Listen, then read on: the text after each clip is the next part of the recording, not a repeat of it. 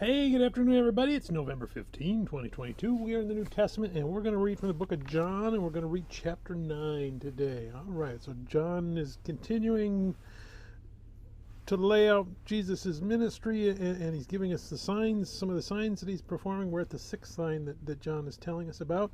He heals a man who is blind from birth. At some point, the parents of this child, well, they admit that he's been blind from birth, and they say, hey, go ask him, he's of age. So we know that he's got to be at least about 13, because that was the age of consent, I guess is the word I'm looking for.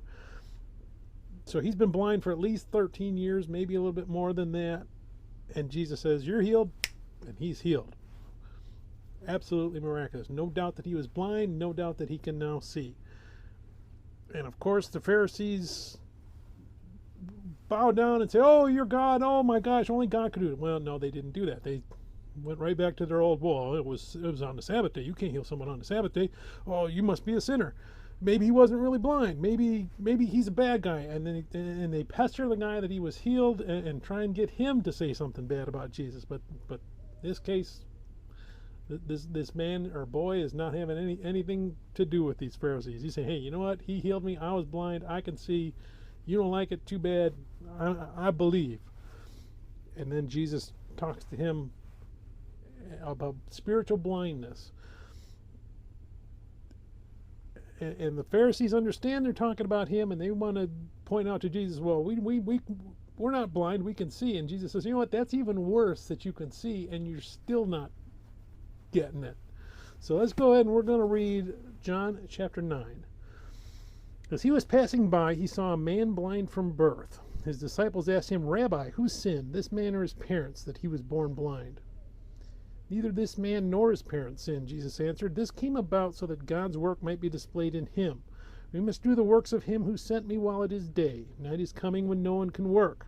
As long as I am in the world, I am the light of the world. After he said these things, he spit on the ground, made some mud from the saliva, and spread the mud on his eyes. Go, he told him, wash in the pool of Siloam, which means sent. So he left, washed, and came back seeing.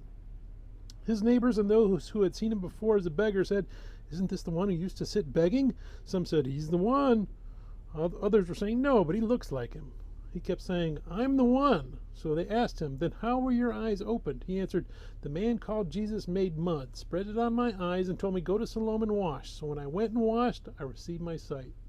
Where is he? They asked. I don't know, he said. They brought the man who used to be blind to the Pharisees. The day that Jesus made the mud and opened his eyes was a Sabbath. Then the Pharisees asked him again how he received his sight. He put mud on my eyes, he told them. I washed and I can see. Some of the Pharisees said, this man is not from God because he doesn't keep the Sabbath. But others were saying, how can a sinful man perform such signs? And there was a division among them. Again they asked the blind man, what do you say about him since he opened your eyes? He's a prophet, he said. The Jews did not believe this about him, that he was blind and received sight, until they summoned the parents of the one who had received his sight. They asked him, is this your son, the one you say was born blind? How then does he now see? We know this is our son, and that he was born blind, his parents answered, but we don't know how he now sees, and we don't know who opened his eyes. Ask him, he's of age, he will speak for himself. His parents said these things because they were afraid of the Jews, since the Jews had already agreed that if anyone confessed him as the Messiah, he would be banned from the synagogue. This is why his parents said, he's of age, ask him. So a second time they summoned the man who had been blind and told him, give glory to God. We know that this man is a sinner. He answered, whether or not he's a sinner, I don't know. One thing I do know, I was blind and now I can see. Then they asked him, what did he do to you? How did he open your eyes?